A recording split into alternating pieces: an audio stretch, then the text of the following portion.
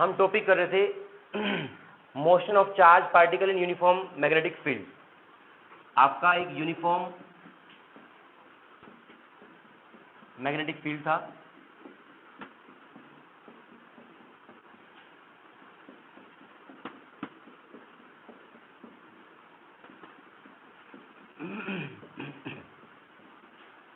इस uniform magnetic field B की presence में आपने एक चार्ज पार्टिकल q को विद वेलोसिटी v प्रोजेक्ट करना है। और दो तीन केसेस हैं। पहले केस क्या था, v परपेंडिकुलर टू b, हमने डिटेल में डिस्कस कर लिया है।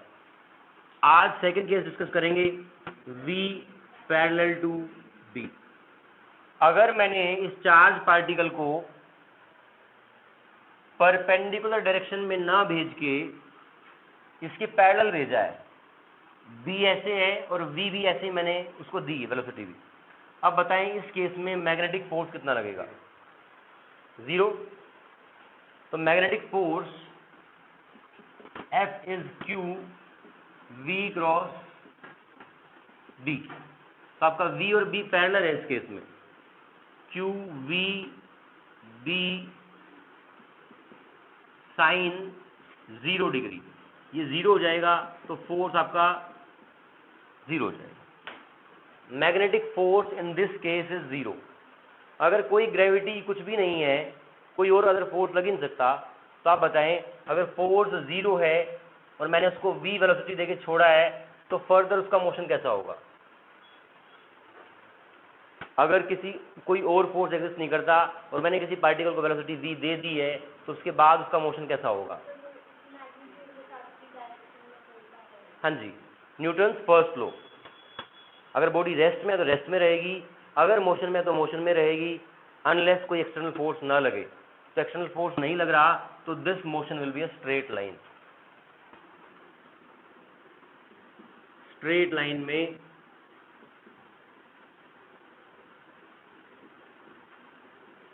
मूव करता रहेगा।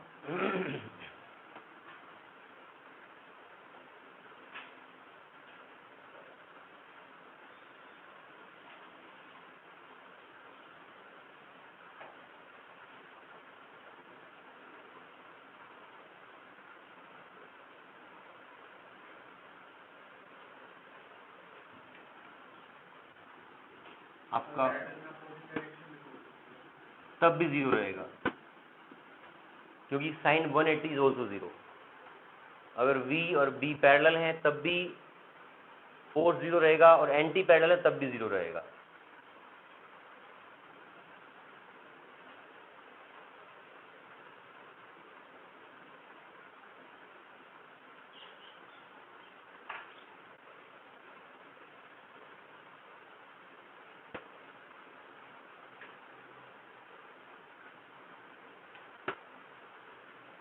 थर्ड केस, v और b के बीच में कोई एंगल थीटा है, ना तो पैरेलल है ना परपेंडिकुलर है, एंगल थीटा है। इसका मतलब दिखाएं पेन एक बार। सबसे पहला केस क्या था, b ऐसे सॉरी ये b ऐसे है और वेलोसिटी ऐसे है। दूसरे केस में वेलोसिटी ऐसे है। तीसरे केस में वेलोसिटी ना तो परपेंडिकुलर है ना पैरेलल है, कुछ एंगल बना रही है। तो इस वेलोसिटी के दो कंपोनेंट ब्रेक करूंगा मैं, एक अलोंग फील्ड और एक परपेंडिकुलर टू फील्ड, है ना।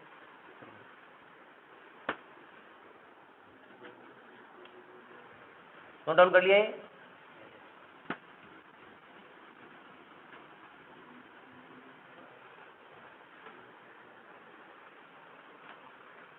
तो जो v है, v के दो कंपोनेंट हो जाएंगे, एक v कोस थीटा और एक v साइन थीटा। अगर आप यहाँ पे शो करना चाहो, लेट से ये मैग्नेटिक फील्ड b है और वेलोसिटी वेक्टर आपने इस बार ऐसे दिया था, तो इसके अलोंग जो कंपोनेंट होगा वो v कोस थीटा होगा, वो जो परपेंडिकुलर होगा वो v साइन थीटा होगा। ये है आपका, इसको आप v पैरेलल भी बोल सकते हो, है ना। कंपोनेंट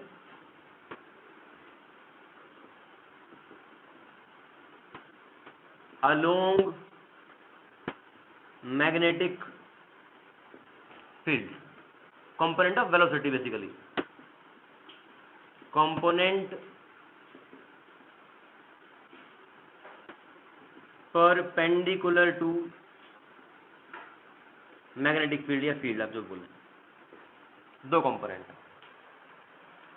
हम किसी भी मोशन को उसको दो म्यूचुअली परपेंडिकुलर डायरेक्शंस में ब्रेक करके देख सकते हैं। तो एक मोशन तो इसके परपेंडिकुलर कंपोनेंट के कारण होगा। वो कैसा होगा? अगर फॉर एग्जांपल अभी तक अगर सिर्फ अभी वेलोसिटी ऐसे है, एक कंपोनेंट ये है, तो सिर्फ ये कंपोनेंट होता तो आपका सर्कुलर मोशन होता, सिर्फ ये कंपोनेंट होता तो आगे मूव करता है ना। अब दोनों हैं तो क्या करेगा? सर्कल बनाता हुआ आगे बढ़ेगा। तो कैसा मोशन होगा? हेलिकल, स्प्रिंग टाइप ऐसे बनेगा। तो यहां पे मोशन विल बी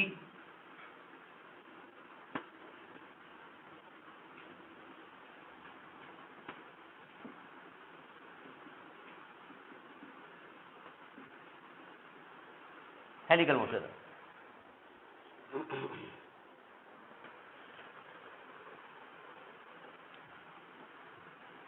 एक कंपोनेंट इसको आगे लेके जाएगा और एक सर्कल में मूव कराएगा।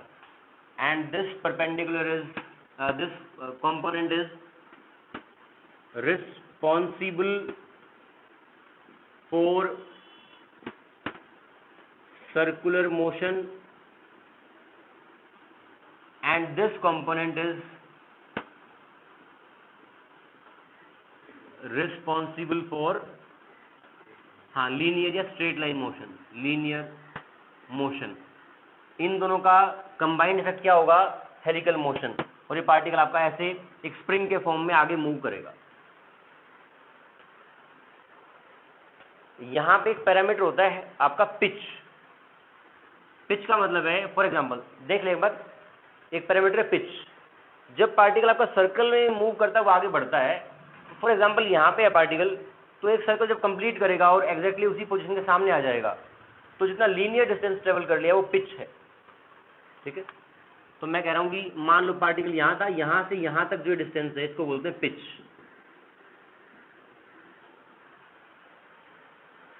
और पिच की वैल्यू होनी चाहिए v पैरेलल, जो आपकी फील्ड के पैरेलल वेलोसिटी है वो, into time period of one revolution. आपका जो v पैरेलल था, ये आपका v परपेंडिकुलर भी आप बोल सकते हो उसको, v परपेंडिकुलर और v parallel. v parallel into t, time period of one revolution. अगर आप वैल्यूज पुट करना चाहें तो आप बताएं इस केस में टाइम पीरियड कितना बन जाएगा। टाइम पीरियड निकालते वक्त आप उसका परपेंडिकुलर कंपोनेंट यूज करेंगे। आपका परपेंडिकुलर कंपोनेंट कौन सा है? v sin theta. तो टाइम के फॉर्मूले में जहां पे v था v sin थीटा आ जाएगा। बताएं क्या बनेगा? t।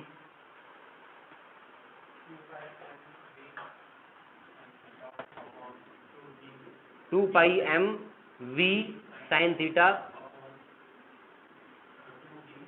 क्यू भी नहीं आएगा, क्यू बी, ये तो आपका t आ गया। और v पैरेलल कितना है? v cos theta. तो आपको दोनों फॉर्मेट में याद होना चाहिए क्या बेसिक क्या है? v parallel into time period of one revolution, और हमने फाइनली उनकी वैल्यूज पुट कर दी हैं v पैरेलल और टाइम पीरियड की।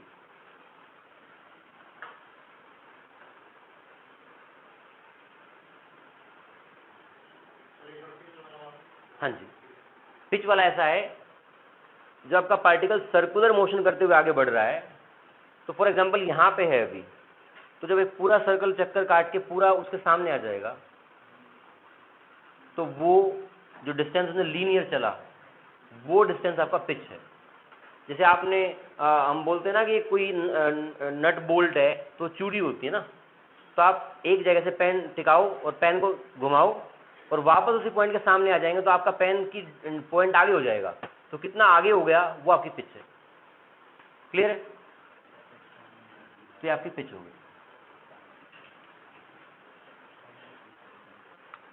बाकी इसमें फ्रीक्वेंसी, टाइम पीरियड, ओमेगा जो भी निकालोगे वो परपेंडिकुलर कंपोनेंट को यूज करके निकालोगे।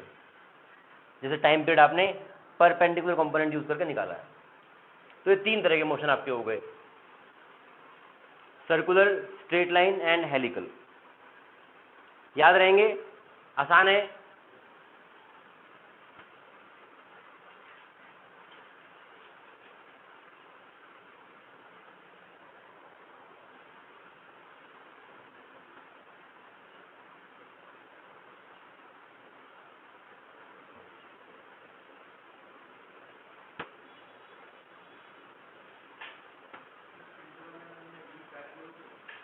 वी पैरेलल क्यों लिया? आप देखो मैग्नेटिक फील्ड कैसे है, इस केस में देखते हैं। मैग्नेटिक फील्ड ऐसे है, मोशन कैसा होगा, ऐसे आगे बढ़ेगा, वो ऐसे आगे बढ़ेगा। तो which component of velocity is responsible to take it forward? V parallel. तो आपको ये वाला कंपोनेंट, सिर्फ ये वाला कंपोनेंट होता तो वहीं चलता रहता ना, आगे जाता ही नहीं। तो आगे जाने के लिए एक ही कंपोनेंट रिस्पॉन्सिबल है, वो है V parallel into time period, किसका, एक सर्कल कंप्लीट करने का। ठीक है,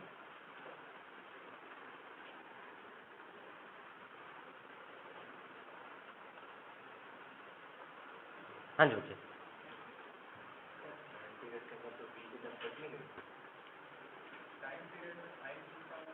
टाइम पीरियड में वी नहीं था क्या? चेक करें एक बार। 2πr/v तो था, बाद में आपने पुट कर 2πr/v तो था। एक मिनट, तो v नहीं था। मैं देखता हूँ। टाइम पीरियड जो था आपका वो था 2πr/v। r कितना आया था?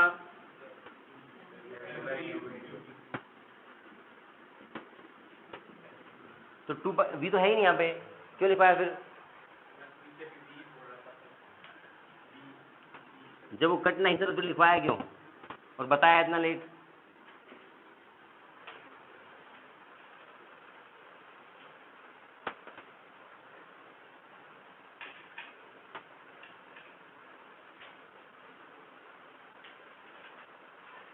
आगे बढ़े।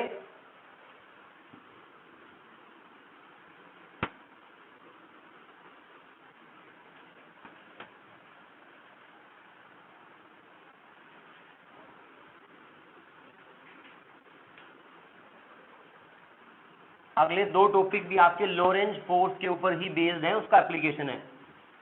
एक है वेलोसिटी सेलेक्टर और एक है साइक्लोट्रॉन।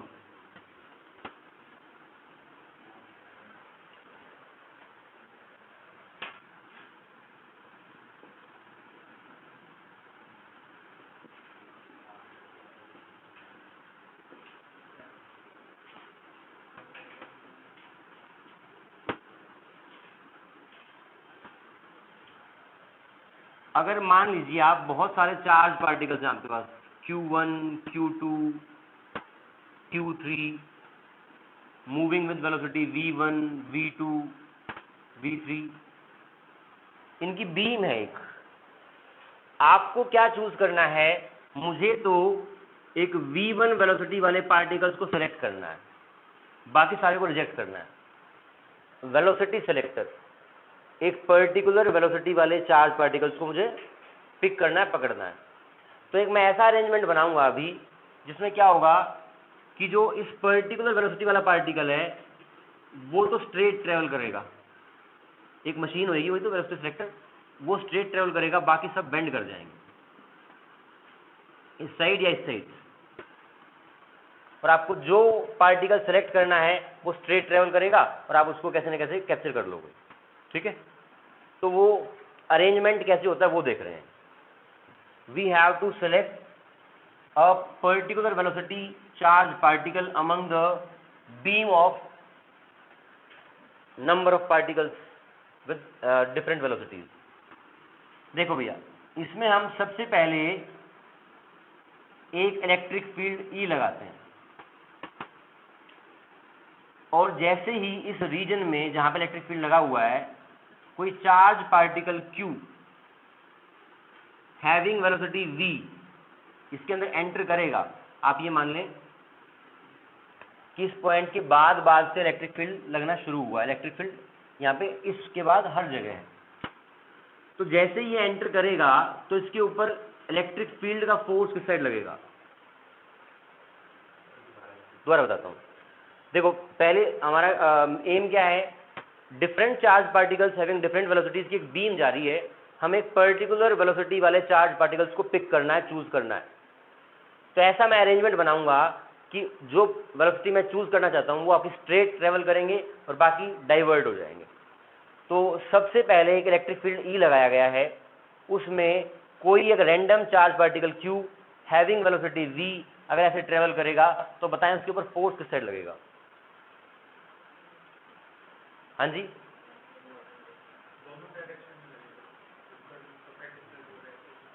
अभी सिर्फ इलेक्ट्रिक फील्ड लगाया बच्चों, मैग्नेटिक फील्ड नहीं है यहाँ पे।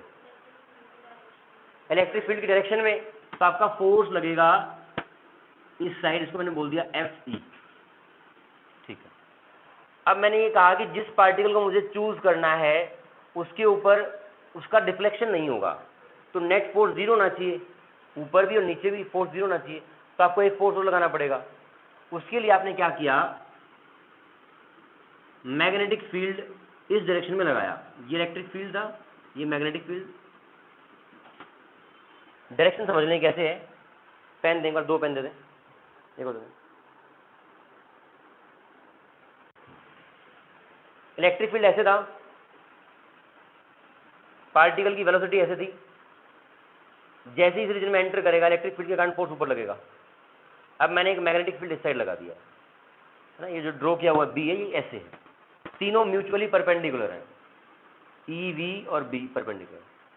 अब बताओ आप, वी ऐसे है, ये वी है और ये बी है, वी क्रॉस बी से आपका फोर्स किस डायरेक्शन में आएगा? Downward, V cross B downward. तो अगर मैं नीचे फोर्स एफ एम, ये दोनों फोर्स बैलेंस कर जाएं एफ एम और एफ टी, तो आपका पार्टिकल स्ट्रेट ट्रेवल कर जाएगा, ठीक है।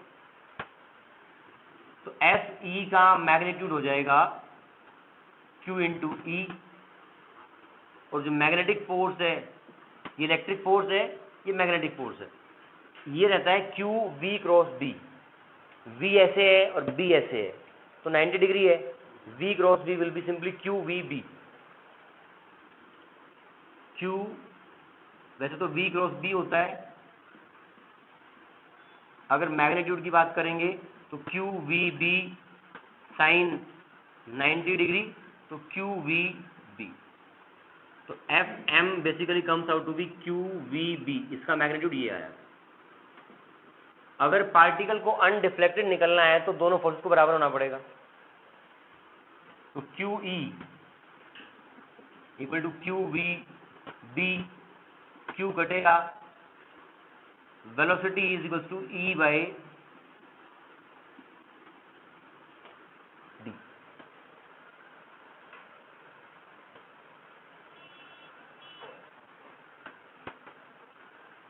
एक एग्जांपल देखें इसमें, अगर मुझे 2 मीटर पर सेकंड वाला पार्टिकल सेलेक्ट करना था, v इज 2 मीटर पर सेकंड, तो मैं क्या करूंगा, इलेक्ट्रिक फील्ड का मैग्नीट्यूड डबल रखूंगा मैग्नेटिक फील्ड के। Electric field is double of magnetic field. आप इसमें अब ट्राई कर सकते हैं क्या, अगर एक तो 2 मीटर पर सेकंड वाला पार्टिकल आया तब आपकी फोर्सेस बैलेंस हो रही हैं क्या, और पता है क्या, आपको पता है कि E is multiple of 2B। अगर 3 मीटर पर सेकंड से कोई पार्टिकल आया, क्या उस केस में भी जो फोर्स लगेगा वो बैलेंस होगा कि नहीं होगा? चेक करें एक बार। देखो अगर 2 मीटर पर सेकंड से आ रहा है तो electric force is Q E, magnetic force is Q, velocity put कर देते हैं, वेलोसिटी 2 है तो 2 कर दिया पुट, इनटू बी, और इलेक्ट्रिक फील्ड कितना है, इलेक्ट्रिक फील्ड इज 2B, तो आपका आ गया बेसिकली 2QB, यहाँ भी 2QB, आपका फोर्स बैलेंस हो रहा है। अगर 3 मीटर पर सेकेंड वेलोसिटी, तो आप देखें electric force will be QE, और E कितना है 2B, तो 2QB। मैग्नेटिक फोर्स, हाँ जी, Q3B, 3QB। 3 metre per second पे नीचे वाला फोर्स बड़ा होगा तो डिफ्लेक्ट कर जाएगा, नीचे की तरफ मूव करेगा, ठीक है। अगर वेलोसिटी उससे कम हुई तो उस साइड मूव कर जाएगा। तो सिर्फ और सिर्फ आपके पास सीधा वही आएगा जो 2 मीटर पर सेकेंड का होगा। तो इलेक्ट्रिक फील्ड और मैग्नेटिक फील्ड को मैं म्यूचुअली परपेंडिकुलर डायरेक्शंस में अरेंज करूंगा और उनके मैग्नीट्यूड्स को ऐसे सेट करूंगा कि जो मुझे वेलोसिटी चाहिए वही मेरे को सामने से मिल जाए, ठीक है। लिखवाने की जरूरत है क्या? मैंने कहा कि जो पार्टिकल मुझे सिलेक्ट करना है उसके ऊपर नेट फोर्स मैं 0 करूंगा, क्योंकि वो अनडिफ्लेक्टेड मेरे पास आना चाहिए। तो इस केस में E, V और B तीनों म्यूचुअली परपेंडिकुलर डायरेक्शंस में हैं।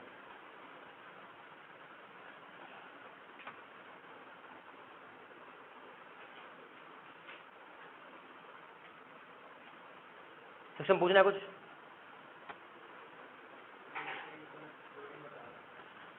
इसकी थ्योरी ये है, आप लिख लो पहले। A beam of charge particles having different velocity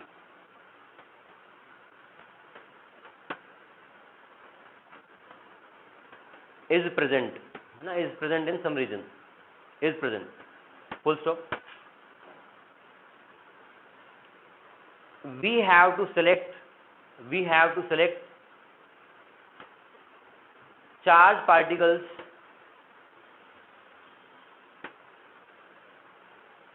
having a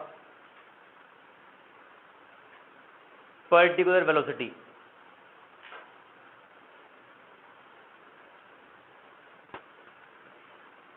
For example, 2 metre per second.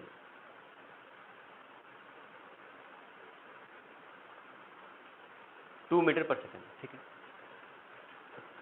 एक पैराग्राफ बना के, to make this happen we arrange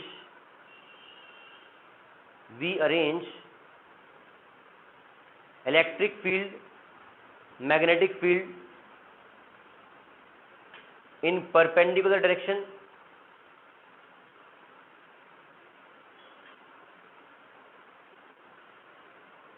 and also perpendicular to direction of velocity,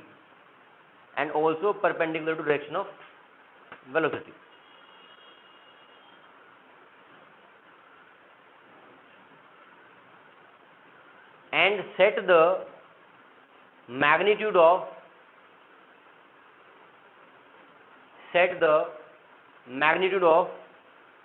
electric field and magnetic field in such a way, set the magnitude of electric field and magnetic field in such a way that both Fe, electric force जो है Fe and Fm becomes equal,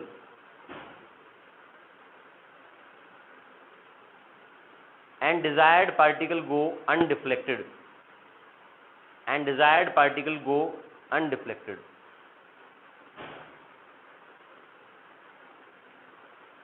full stop. Rest of the particles will deflect in either direction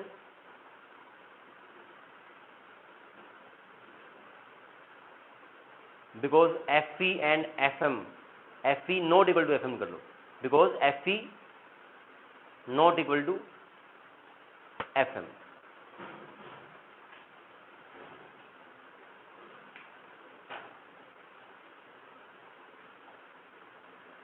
जहाँ आपको लगे कि लिखवाना हो कि मेरा जनरली नहीं रहता कि मैं लिखवा दूँ कुछ, मैं समझा दूँ, यही रहता है, तो जहाँ लगे आप बता दिया करो, ठीक है। अब तो तीनों म्यूचुअली परपेंडिकुलर डायरेक्शंस में हैं, दोनों फोर्स बैलेंस हो जाएंगे, आपने वेलोसिटी सेलेक्ट कर लोगे, आप अनडिफ्लेक्टेड पार्टिकल आपका आ जाएगा, ठीक है भैया। ये एग्जाम्पल भी अच्छा है, ये नोट डाउन करना।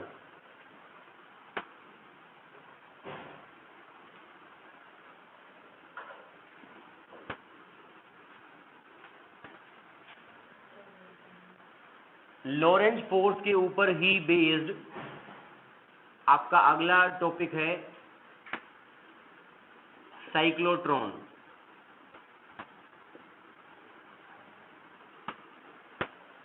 साइक्लोट्रॉन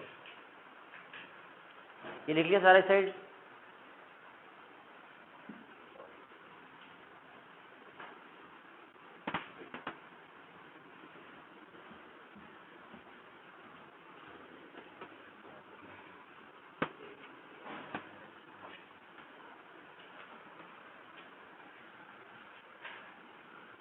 पहले साइक्लोट्रॉन का एम समझ लें क्या है। फॉर एग्जाम्पल, आपको किसी इलेक्ट्रॉन को एक्सेलरेट करना है, कोई ऐसा एक्सपेरिमेंट है जिसमें आपको एक इलेक्ट्रॉन चाहिए बहुत हाई स्पीड पे, तो आपको इलेक्ट्रॉन को एक्सेलरेट करना है। किसी भी ऑब्जेक्ट को एक्सेलरेट करते हैं तो आप फोर्स लगाते हैं। अगर मैं मान लो कि कोई बॉक्स है उसको धकेलूं, लगातार इस डायरेक्शन में मूव करता रहूं फोर्स से, तो उसके ऊपर एक एक्सेलरेशन बनेगी, उससे स्पीड बढ़ती रहेगी, ग्रेजुअली बहुत फास्ट अप हो जाएगा। बट अगर मैं स्ट्रेट लाइन में किसी चीज़ को फोर्स लगा के मूव कराऊं तो बहुत सारा स्पेस ले लेगा टू अचीव दैट वेलोसिटी। तो मुझे क्या करना था, एक ऐसा सा कॉम्पैक्ट सा सेटअप बनाना है जिसमें ज़्यादा स्पेस भी ना लगे और इलेक्ट्रॉन की वेलोसिटी भी सब्सटेंशियल बढ़ जाए, ठीक है।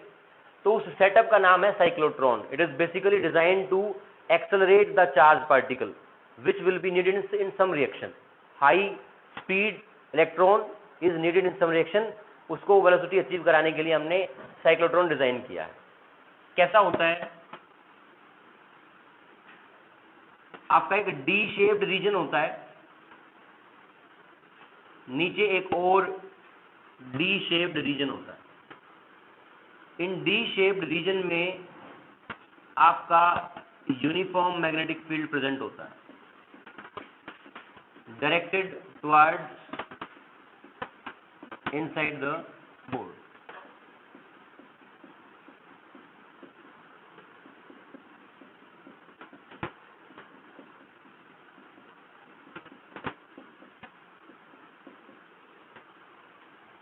ठीक है।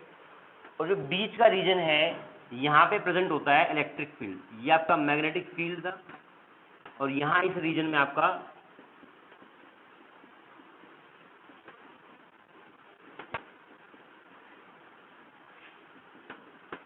इलेक्ट्रिक फील्ड होता है। और इस इलेक्ट्रिक फील्ड की डायरेक्शंस को आप स्विच कर सकते हो। डायरेक्शन ऑफ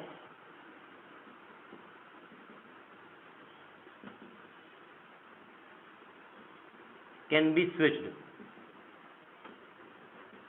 मतलब एक मोमेंट पे ऐसे इलेक्ट्रिक फील्ड है, अगले मोमेंट पे ऐसे हो जाए, वो आपके हाथ में है ना, वो बटन है कोई, तो आप दबाएंगे तो वो सेट हो जाएगा। ठीक है। इसमें क्या होगा आप देखें ध्यान से,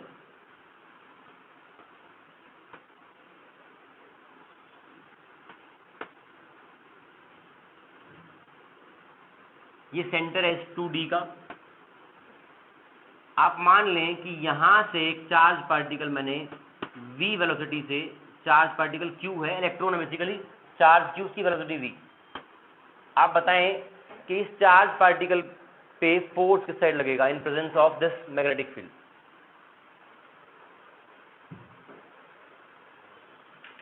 अपवर्ड, अपवर्ड तो नहीं लगेगा। आप यहां देखें मैग्नेटिक फील्ड कैसे है, इलेक्ट्रिक फील्ड इस रीजन के अंदर नहीं है, इलेक्ट्रिक फील्ड वहां खत्म हो गया, उसके बाद मैग्नेटिक फील्ड आएगा आपका। मैग्नेटिक फील्ड की डायरेक्शन क्या है, इनसाइड द बोर्ड, इधर इधर v अंदर है, v क्रॉस v ऐसे लगेगा, तो ये डायरेक्शन टर्न करेगा। हमें पता है कि अगर मैं b के परपेंडिकुलर वेलोसिटी दूंगा तो वो आपका सर्कल में मूव करेगा, पहले ऐसे फोर्स लग रहा है तो डायरेक्शन चेंज करेगा और ग्रेजुअली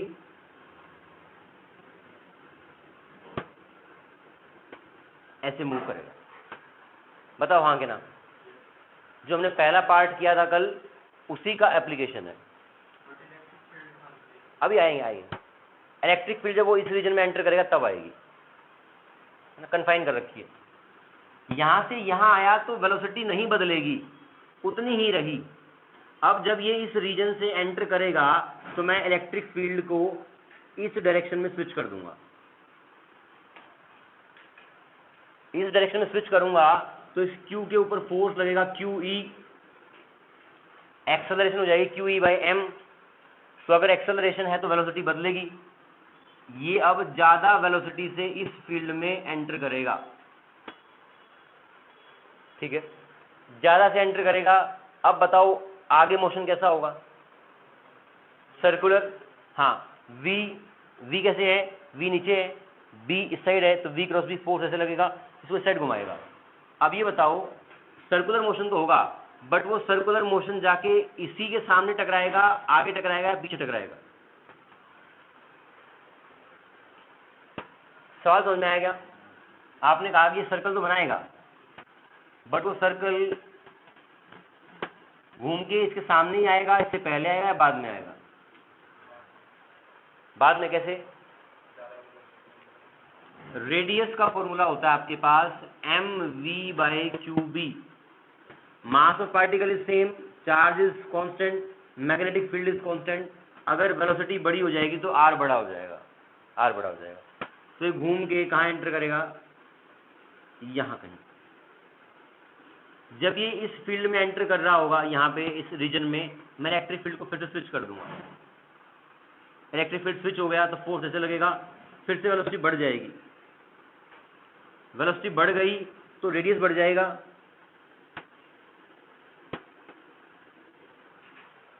ऐसे आएगा। हाँ जी, समझ में आ रहा है? नहीं बताओ कहाँ नहीं आ रहा? फिर आपकी जिम्मेदारी है, तो बताओ कहाँ दिक्कत है। पहले ये बताओ, वो 3 पार्ट समझ में आए मोशन वाले? सर्कल, स्ट्रेट लाइन, हेलिकल, पक्का? Velocity selector. तो यहाँ पे क्या किया है, बस एक पार्टिकल को ऐसे इंट्रोड्यूस किया है, मैग्नेटिक फील्ड अंदर है। देखा ओपन,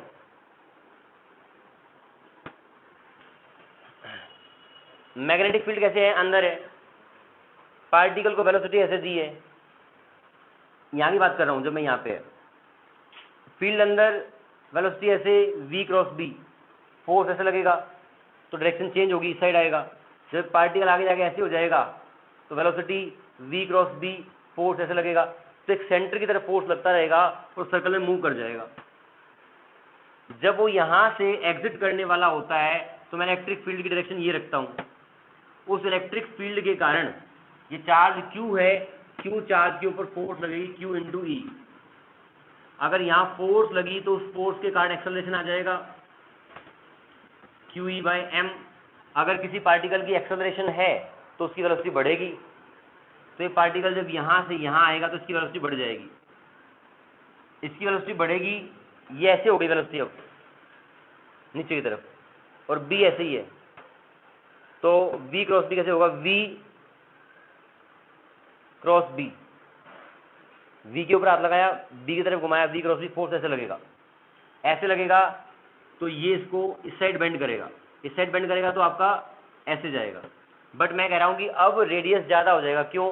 क्योंकि इसका फॉर्मूला होता है mv/qb। mqb कांस्टेंट है, v बढ़ गया तो रेडियस भी बढ़ जाएगा। r आपका बढ़ गया, यहाँ से ज़्यादा हो गया। यहाँ आपने फील्ड जैसे यहाँ एंटर करेगा, फील्ड को आपने क्या कर दिया?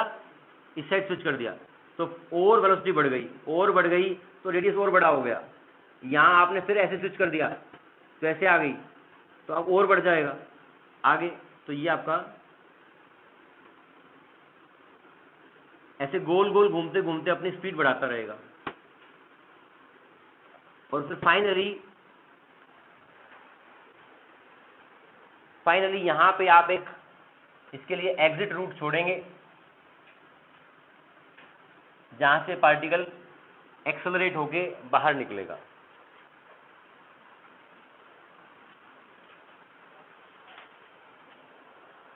हाँ जी बताएं। पर्पस इसकी स्पीड बढ़ानी है। एम क्या है इसका, लिखवाया था ना स्टार्टिंग में, aim to accelerate charge particle. Particle को एक्सेलरेट करना है और स्पेस भी ज़्यादा ऑक्यूपाई नहीं करना। अगर स्ट्रेट लाइन में चलाता मैं, अगर इलेक्ट्रॉन के ऊपर इलेक्ट्रिक फील्ड लगा दूं तब भी स्पीड बढ़ी जाएगी, बट एक बहुत लंबी टनल चाहिएगी। अब यहाँ पे छोटे स्पेस में घूम घूम के स्पीड बढ़ाता रहेगा। तो ये आपका साइक्लोट्रॉन का मैकेनिज्म है। लिखवाना है क्या, पता है बच्चों? लिखवा दूँ? नहीं? ठीक, चलो लिखवा, लिख लिया, ठीक। आपके दो रीजन्स हैं, इनमें मैग्नेटिक फील्ड है, बीच में इलेक्ट्रिक फील्ड है, विच कैन बी स्विच्ड, और स्विच करने से बार बार स्पीड बढ़ेगी, स्पीड बढ़ने से रेडियस बढ़ेगा, आपकी वेलोसिटी बढ़ जाएगी। ठीक है, let's say radius of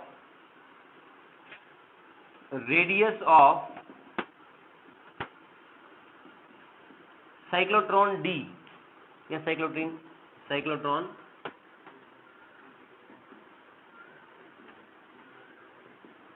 is are. तो आप बताएं उसकी काइनेटिक एनर्जी कितनी होगी जब वो बाहर निकलेगा, उसकी एग्जिट काइनेटिक एनर्जी कितनी होगी?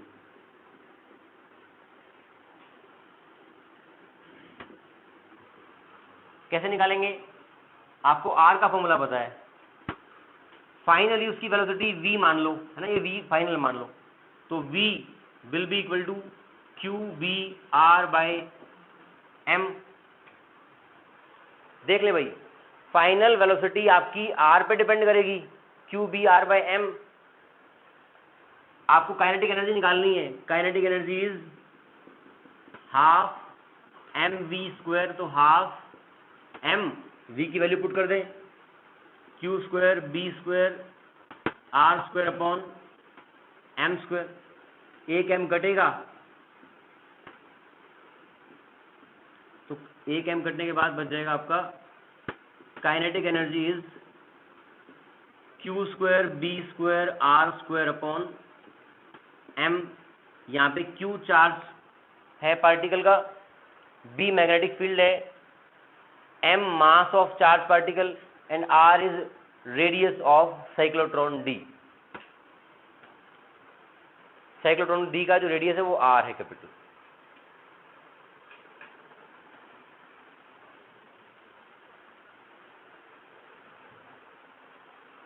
हाँ जी, अच्छा हाफ रह गया, 2m।